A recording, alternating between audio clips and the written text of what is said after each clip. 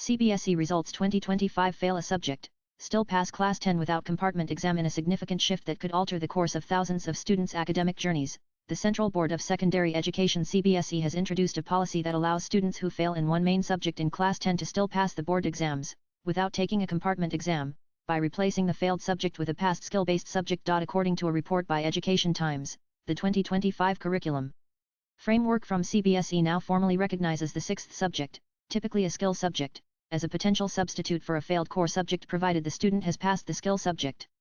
This means that a student who fails in mathematics, science, or social science but clears, for instance, computer applications or artificial intelligence, will be deemed to have passed the Class 10 board exams. Earlier, it was compulsory to pass in math, social science, and science.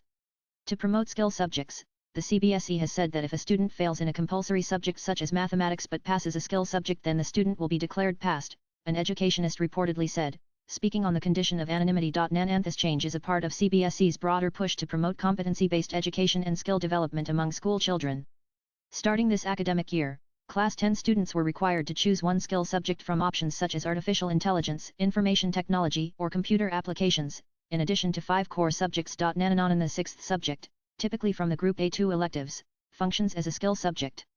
If a student passes this skill subject and fails in one of the core subjects, CBSE will replace the failed subject with the skill subject when computing the final result. However, if a student fails both a main subject and the skill subject, they will be required to take a compartment exam as per standard protocol. Failing in the skill subject does not affect the overall result as long as the student clears the 5 main subjects. In that case, the skill subject is treated as an additional elective, and the student is still declared passed. In line with the National Curriculum Framework for School Education (NCFSE), CBSE has also made curriculum revisions that emphasize holistic development. New skill subjects such as early childhood care education and yoga have been introduced. Physical education, vocational skills, art education, and work experience are being accorded importance previously reserved for academic subjects. The CBSE has already introduced competency-based education, teachers' capacity building programs, and systemic reforms such as holistic progress report cards for implementing NCFSE, the educationist added. As per CBSE guidelines, students must have studied 3 languages up to Class 8 to be eligible for Class 9.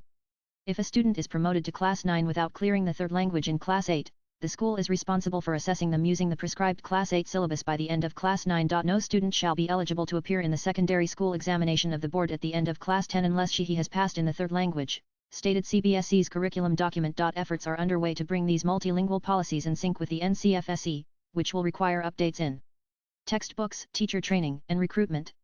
The CERT is currently developing the necessary resources. Nana's anticipation builds around the CBSE Class 10 and 12 results for 2025. Students are encouraged to activate their DigiLocker accounts to avoid last-minute issues.